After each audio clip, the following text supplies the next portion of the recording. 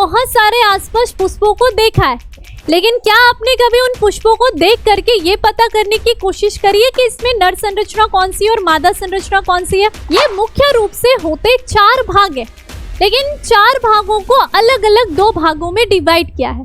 इस पुष्प की संरचना में दल, बाह्यदल, पुंकेश्वर कहाँ है, इसके बारे में मैं आपको बताती हूँ। आपने देखा ये एक वचन में कहते हैं और ये बहुवचन यानी कि समूह जब होंगे तब हम इनको ये कहेंगे।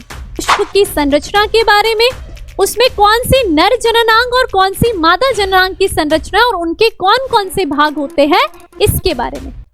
हेलो स्टूडेंट्स, मैं शालिनी आपकी बायोलॉजी एजुकेटर आज आप सभी के लिए लेकर आई हूँ एक बहुत ही इंपॉर्टेंट टॉपिक, जिसमें कि आज हम पढ़ने जा रहे हैं पुष्प की प्रजनन संरचना के बारे में। देखिए, आप पुष्प या पादपों में लैंगिक जनन पढ़ने से पहले ये पुष्प की नर संरचना और मादा संरचना पता होना आपको बहुत आवश्यक है, क्योंकि अगर ये नहीं पता है तो आप पुष्प या पादपों में पूरी की पूरी लैंगिक जनन की घटना को नहीं समझ सकते। आपको नहीं पता चलेगा कि कहाँ पर युग्मक का निर्माण हो रहा है, कहाँ युग्मक संलयन हो रहा है, कैसे फल बन रहा है, कैसे बीज बन रहा है। तो लैंगिक जनन की क्रिया पढ़ने से पहले आपको पुष्प की संरचना पता होना बहुत ज्यादा जरूरी है। तो चलिए आज हम बात करने वाले हैं पुष्प की संरचना के बारे में। यूं तो आपने आसपास अपने बहुत सारे आसपास पुष्पों को देखा है, लेकिन क्या आपने कभी उन पुष्पों को देख करके ये पता करने की कोशिश करी है कि इसमें नर संरचना कौन सी है और मादा संरचना कौन सी है? अगर नहीं करिए तो आज इस वीडियो के बाद आप लोग जरूर करिएगा कि पुष्प की नर संरचना और मादा संरचना कैसी है। ठीक है, तो हम यहाँ पर देखते हैं जो पुष्प की संरचना होती है वो मुख्य रूप से 4 भागों से मिलकर बनी होती है। इसमें 4 भाग कौन कौन से होते हैं तो ध्यान से देखिए। 4 भाग में होता है आपका बाह्यदल, ठीक है, जिसे हम कहते हैं सेपल। दूसरा भाग होता है इसमें दल, जिसे हम कहते हैं पेटल। तीसरा भाग होता है इसमें पुंकेसर का, जिसे हम कह रहे हैं स्टेमन। और चौथा भाग होता है इसमें स्त्री केसर का, स्त्री केसर का, जिसे हम यहां पर क्या कहेंगे, पिस्टल कहते हैं। अब ध्यान से देखिए, ये मुख्य रूप से होते 4 भाग है, लेकिन 4 भागों को अलग अलग 2 भागों में डिवाइड किया है। एक होते इसमें सहायक अंग और दूसरे होते इसमें लैंगिक अंग। तो सहायक अंग आपके होते हैं बाह्य दल और दल, ये केवल सहायता करेंगे लैंगिक जनन की घटना में, तो इसलिए हम इनका नाम रखते हैं सहायक अंग। जबकि पुंकेसर और स्त्री केसर होते इसके लैंगिक अंग। लैंगिक अंग का मतलब है कि यही वो अंग है जो क्या करेंगे, लैंगिक जनन की क्रिया बन करके नई संतति का निर्माण करेंगे। यानी कि इसमें एक नर की संरचना और इसमें एक मादा की संरचना है। नाम देख के आपको पता चल रहा है कि पुंकेसर, पुंकेसर पुरुष के लिए हम यूज करते हैं, तो यानी कि ये क्या है, पुष्प की नर जननांग की संरचना है। नर जननांग संरचना क्या होता है, पुंकेसर होता है। ठीक है, न पुरुष का पुंकेसर नर जननांग संरचना होती है। और वहीं अगर बात करें स्त्री केसर की, तो स्त्री यानी मादा, तो ये पुष्प की कौन सी संरचना है, मादा जननांग की संरचना, यानी कि ये पुष्प का मादा प्रजननांग अंग होता है। क्लियर बात, समझ में आ गया? अगर एक पुष्प की संरचना आप लोग चाहो तो अपने दिमाग में गुड़हल के पुष्पों की संरचना को इमेजिन करो और देखो कि एक पुष्प की संरचना में आपको कौन कौन से भाग दिखाई दे रहे हैं। तो देखिए, हम यहाँ पर एक पुष्प की संरचना देखते हैं। इस पुष्प की संरचना में दल, बाह्यदल, पुंकेसर कहाँ है, इसके बारे में मैं आपको बताती हूँ। सबसे पहले आप देखोगे ये होता है पुष्प को जिससे आप पकड़ते हो वो क्या कहलाता है, पुष्प वृंत कहलाता है। ठीक है, वो जो संरचना होती है वो किसकी होगी, पुष्प वृंत की संरचना होती है। ये संरचना किसकी है, पुष्प वृंत की है। क्लियर? और ये संरचना जिसके ऊपर आपके पुष्प के सारे भाग उपस्थित है, ये क्या कहलाएगा, इसका पुष्पासन कहलाता है। अब देखो पुष्प के अलग अलग भाग कौन से हैं। सबसे बाहर आप ये जो संरचना देख रहे हो, गुड़हल के पुष्पों में भी आपने देखी होगी या किसी भी पुष्प में आपने देखी होगी, ये जब मैं संरचना एक वचन में बात करती हूँ तो इसे हम क्या कहेंगे, बाह्य दल कहते हैं।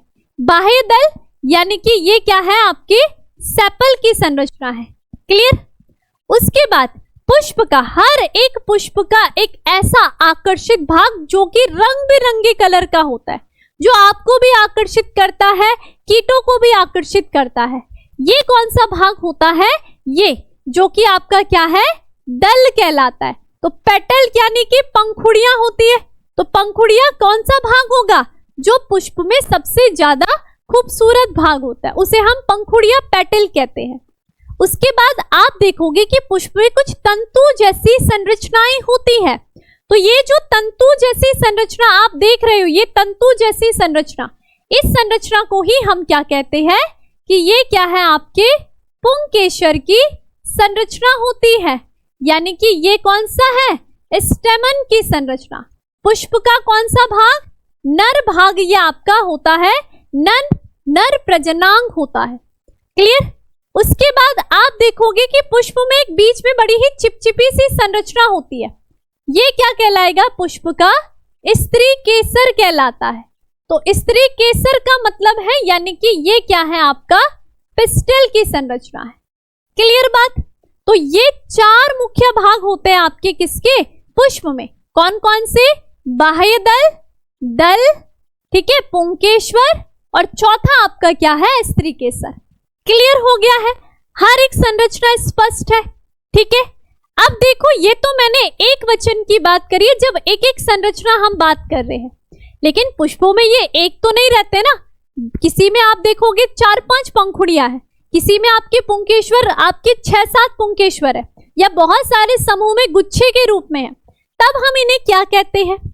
अगर देखिए, अगर क्या है, बाह्य दल का है ना, अगर क्या है, बाह्य दल समूह में है, तो हम उसे क्या कहेंगे, बाह्य दल पुंज कहते हैं। और बाह्य दल पुंज यानी कि इसे हम कहते हैं कैलेक्स। ठीक है। अगर क्या है, आपके पुष्प में 2 या 2 से अधिक दल है, पंखुड़ियां बहुत सारी है, तो आप कहोगे ना दल पुंज, पुंज का मतलब होता है समूह, तो ये दल पुंज होता है, यानी कि इसे हम कहते हैं कोरोला। क्लियर बात है। अगर किसी पुष्प में अगर एक संरचना में पुंकेश्वर है, तब तो पुंकेश्वर कह रहे हैं, और बहुवचन में समूह में होंगे, तो पुंकेश्वरों के समूह को याद रखोगे, क्या कहते हैं, पुमंग कहते हैं। बहुत इंपॉर्टेंट है, कई बार क्वेश्चन आता है, इसे हम एंड्रोसियम कहते हैं। क्या कहेंगे, एंड्रोसियम, यानी कि पुमंग कहते हैं, पुंकेश्वरों के समूह को पुमंग कहते हैं। और जब बात करते हैं स्त्री केसर की, तो स्त्री केसर मादा जननांग, तो मादा जननांग यानी कि इसके समूह की बात करें स्त्री केसर की, तो इसे हम क्या कहेंगे, जायांग कहते हैं। जायांग यानी कि गाइनोसियम हम इसको कहते हैं। क्लियर बात। तो इस तरीके से ये आपने देखा, ये एक वचन में कहते हैं, और ये बहुवचन यानी कि समूह जब होंगे तब हम इनको ये कहेंगे। तो ये होता है पुष्प की संरचना, इसमें नर जननांग की संरचना, मादा जननांग की संरचना। लेकिन आपको ये पता होना चाहिए कि पुष्प में जो ये नर और मादा जननांग की संरचना है, ये भी अलग अलग भागों से बनी होती है।